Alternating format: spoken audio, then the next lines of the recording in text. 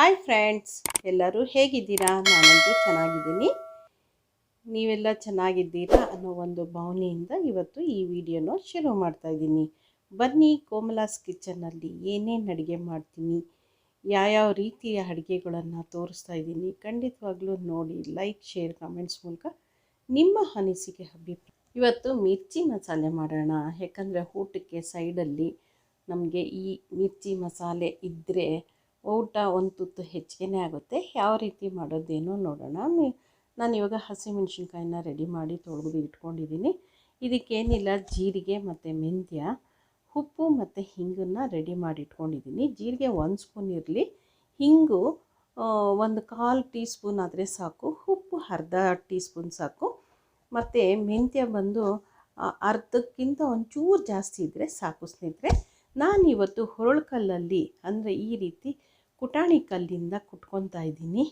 Mixie ಜಾರಿಗೆ ಏನು ಇದನ್ನು ಸ್ವಲ್ಪ ಹಾಕಿರೋದ್ರಿಂದ ನಾನು ಸ್ವಲ್ಪ ಮಟ್ಟಿಗೆ ಮಾತ್ರ ನಿಮಗೆ ತೋರಿಸ್ತಾ ಇರೋ ಒಂದು ಕಾರಣಕ್ಕೋಸ್ಕರ ನಾನು ಈ ಸ್ವಲ್ಪ ಪದಾರ್ಥ ಇದೆ, ರುಬ್ಲಿಕ್ಕೆ ಮಿಕ್ಸಿಗೆಲ್ಲ ಸಿಗೋಲ್ಲ, ಹಾಗಾಗಿ ಕುಟ್ಟೋದು ರುಚಿ ಇರುತ್ತೆ, ಜೊತೆಗೆ ಸ್ವಲ್ಪನೇ ಇರೋದ್ರಿಂದ ಈ ರೀತಿ ನಾನು ಈ ಹೊಳಕಲ್ಲಲ್ಲೇ ನಾನು ಕುಟ್ಟಿ ನಿಮಗೆ ತೋರಿಸ್ತಾ ಇದ್ದೀನಿ ಸ್ನೇಹಿತರೆ. ತುಂಬ ರುಚಿ ಕೊಡುತ್ತೆ ಹೊಳಕಲ್ಲಲ್ಲಿ. ನಾವು ಯಾವಾಗಲೂ ಹೊಳಕಲ್ಲಲ್ಲಿ ರುಬ್ಬಿ ಸಾರು ಮಾಡಿದ್ರೆ ಇನ್ನೂ ಚೆನ್ನಾಗಿರುತ್ತೆ ನೋಡಿ. ಈ ರೀತಿ ಚೆನ್ನಾಗಿ ನಾನು ಪುಡಿ ಮಾಡಿ ಇಟ್ಕೊಂಡಿದ್ದೀನಿ. ಸ್ವಲ್ಪ ನುಣ್ಣಗೆ ಪುಡಿಯಾಗಿದ್ದರೆ ಚೆನ್ನಾಗಿರುತ್ತೆ. ತರಿ ತರಿ ಇಲ್ಲ ಅಂದರೆ ಸಾಕು, ಸ್ವಲ್ಪ ತರಿ ಇದ್ದರೆ ಅಡ್ಡಿ ಇಲ್ಲ, ಆದರೆ ಫುಲ್ಲು ತುಂಬ ತರಿ ಇರಬಾರ್ದು ನೋಡಿ. ಇಷ್ಟರ ಮಟ್ಟಿಗೆ ನನ್ನ ಪುಡಿ ರೆಡಿಯಾಗಿದೆ ಸ್ನೇಹಿತರೆ.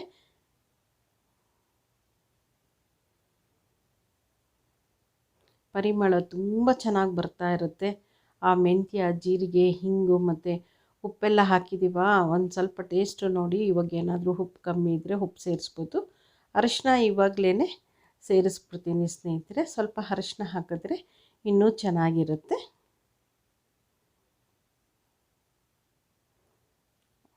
ನೋಡಿ, ಅರಿಶಿನ ಇವಾಗ ಹಾಕಿ ಸ್ವಲ್ಪ ಮಿಕ್ಸ್ ಮಾಡ್ಕೊಳ್ತೀನಿ.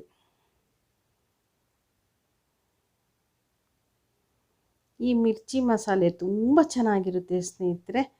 ಊಟಕ್ಕೆ ಮೊಸರನ್ನಕ್ಕಾಗಲಿ, ಈಗ ಪಾವ್ ಬಜ್ಜಿಲಿ ಮತ್ತು ವಡಾ ಪಾವಲ್ಲೆಲ್ಲ ಕೊಡ್ತಾರೆ ನೋಡಿ, ಅದಕ್ಕಿಂತ ಹೆಚ್ಚು ರುಚಿ ಕೊಡುತ್ತೆ ಮನೆಯಲ್ಲಿ ಮಾಡೋದು. ಇದಕ್ಕೆ ಸ್ವಲ್ಪ ಎಣ್ಣೆನ ಸೇರಿಸಬೇಕು ಸ್ನೇಹಿತರೆ.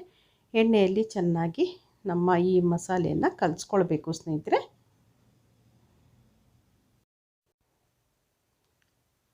ಸ್ವಲ್ಪ ಎಣ್ಣೆ ಹಾಕಿದ್ರೆ ಸಾಕು, ಹೆಚ್ಚಿಗೆ ಏನು ಹಾಕಬೇಕಂತಿಲ್ಲ. ಇದು ಸರಿಯಾಗಿದೆ, ಮಿಕ್ಸ್ ಆಗ್ತಾಯಿದೆ, ಎಲ್ಲ ಮಸಾಲೆನೂ ಸೇರಿಕೊಳ್ಬೇಕು. ಚೆನ್ನಾಗಿ ಒಂದು ಮಿಕ್ಸ್ ಕೊಟ್ಬಿಟ್ರೆ ಸಾಕು, ಯಾಕಂದರೆ ಹೊಂದ್ಕೊಂಡ್ರೆ ಚೆನ್ನಾಗಿರುತ್ತೆ. ಉಪ್ಪು, ಈ ಜೀರಿಗೆ, ಮೆಂತ್ಯ, ಹಿಂಗು, ಅರಿಶಿನ ಈ ಎಣ್ಣೆ ಜೊತೆಯಲ್ಲಿ ಮಿಕ್ಸ್ ಆಗಿಬಿಟ್ರೆ ರುಚಿಯಾದ ಮಸಾಲೆ ಆಗಿಬಿಡುತ್ತೆ ಸ್ನೇಹಿತರೆ. ಹಾಗಾಗಿ ನಾನು ಚೆನ್ನಾಗಿ ಒಂದೊಳ್ಳೆ ಮಿಕ್ಸ್ ಕೊಡ್ತಾಯಿದ್ದೀನಿ. ಇವಾಗ ನಾನು ಮೆಣಸಿನ್ಕಾಯಿ ತೊಗೊಂಡಿದ್ದೀನಿ ನೋಡಿ. ಮೆಣಸಿನ್ಕಾಯಿನ ಈ ರೀತಿ ಇಟ್ಕೊಳ್ಬೇಕು, ಉಲ್ಟಾ ಇಟ್ಕೊಳ್ಬಾರ್ದು. ಒಳಮುಖದಲ್ಲಿ ನಾವು ಕಟ್ ಮಾಡ್ಕೋಬೇಕು ಸ್ನೇಹಿತರೆ. ಹೊರಗಡೆ ಎಲ್ಲ ಮಾಡೋಕ್ಕೆ ಹೋಗ್ಬಾರ್ದು, ಒಳಗಡೆ ಮಾಡಿಕೊಂಡು. ಕೆಲವರಿಗೆ ಬೀಜ ಇದ್ದು ತಿಂತೀನಿ ಅಂದರೆ ಬೀಜ ಇಟ್ಕೊಳ್ಳಿ, ಇಲ್ಲ ನನಗೆ ಬೀಜ ಅವಶ್ಯಕತೆ ಇಲ್ಲ ಅಂದರೆ ಒಳಗಡೆ ಇರೋ ಬೀಜನೆಲ್ಲ ತೆಗೆದುಬಿಡಿ ಸ್ನೇಹಿತರೆ. ಕೆಲವರು ಇಷ್ಟಪಟ್ಟು ತಿಂತಾರೆ, ಕೆಲವರು ಬೀಜ ಇಷ್ಟಪಡಲ್ಲ. ಬೀಜ ತಿಂದರೆ ಸ್ವಲ್ಪ ಗ್ಯಾಸ್ ಅನಿಸುತ್ತೆ, ಹಾಗಾಗಿ ಬೀಜ ತೆಗೆದ್ರೆ ಚೆನ್ನಾಗಿರುತ್ತೆ. ನಾನು ಎಲ್ಲ ಬೀಜನೂ ತೆಗೆದುಬಿಡ್ತೀನಿ. ಮಧ್ಯೆ ಈ ರೀತಿ ಒಳಮುಖದಲ್ಲಿ ಕಟ್ ಮಾಡ್ಕೊಳ್ಳೋದು ತುಂಬಾ ಒಳ್ಳೆಯದು. ಈಗ ಈ ಮಸಾಲೆನ ಚೆನ್ನಾಗಿ ತುಂಬಿಕೊಳ್ಬೇಕು ಸ್ನೇಹಿತರೆ. ಈ ಕಟ್ ಮಾಡಿರೋ ಒಳಗಡೆ ಭಾಗದಲ್ಲಿ ಫುಲ್ ಮಸಾಲೆ ಸೇರ್ಕೊಂಬಿಡ್ಬೇಕು ನೋಡಿ. ಹೀಗೆ ಒಳಗಡೆ ಎಲ್ಲ ಚೆನ್ನಾಗಿ ತುಂಬಿಕೊಳ್ಬೇಕು ಸ್ನೇಹಿತರೆ. ಮಸಾಲೆ ಎಷ್ಟು ಚೆನ್ನಾಗಿ ಒಳಗೋಗುತ್ತೋ ಅಷ್ಟು ರುಚಿ ಕೊಡುತ್ತೆ. ಎಲ್ಲನೂ ನಾನು ಮಸಾಲೆ ತುಂಬಿ ರೆಡಿ ಮಾಡಿ ಇಟ್ಕೊಂಡಿದ್ದೀನಿ ನೋಡಿ. ಚೆನ್ನಾಗಿ 1-2 ನಿಮಿಷ 3 ನಿಮಿಷ ನೆನಿಲಿಕ್ಕೆ ಹಾಗೆ ಬಿಟ್ಟು ಇವಾಗ ತವಾ ಫ್ರೈ ಮಾಡೋಣ.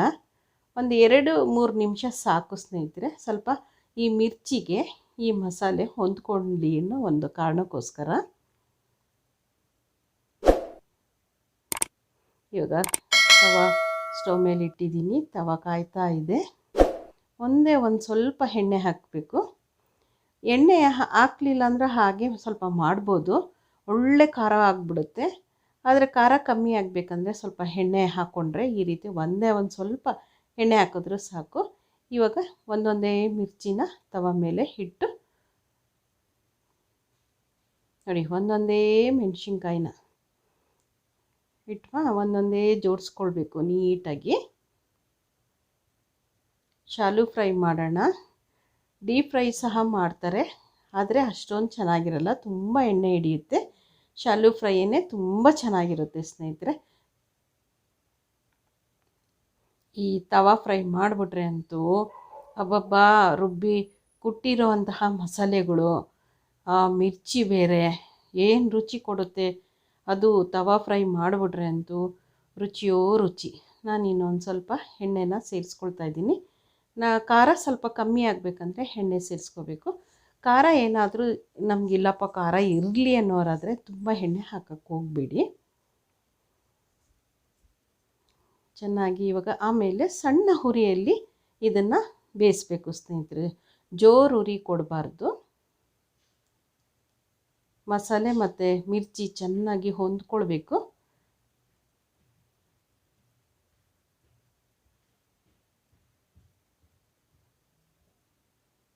ಆಮೇಲೆ ನಿಧಾನವಾಗಿ ತಿರುಗಿಸ್ಕೊಳ್ಬೇಕು ಸ್ನೇಹಿತರೆ.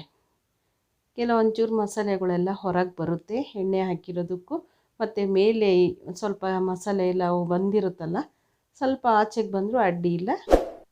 ಆ ಟೇಸ್ಟೂ ತುಂಬ ಚೆನ್ನಾಗಿರುತ್ತೆ ಆ ಮಸಾಲೆದು. ನೋಡಿ, ಇಷ್ಟರ ಮಟ್ಟಿಗೆ ನನ್ನ ಮಿರ್ಚಿ ಮಸಾಲೆ ರೆಡಿಯಾಗಿದೆ. ಹಸಿಮೆಣ್ಸಿನ್ಕಾಯಿದು ಮಸಾಲೆ ತುಂಬ ರುಚಿ ಕೊಡುತ್ತೆ. ಹೇಗನ್ಸುತ್ತೆ ಕೋಮಲಾಸ್ ಕಿಚನ್? ಹೀಗೆ ನೋಡಿ ಸಪೋರ್ಟ್ ಮಾಡಿ. ಹೋಗಿ ಬರಲಾ? ನಮಸ್ಕಾರ.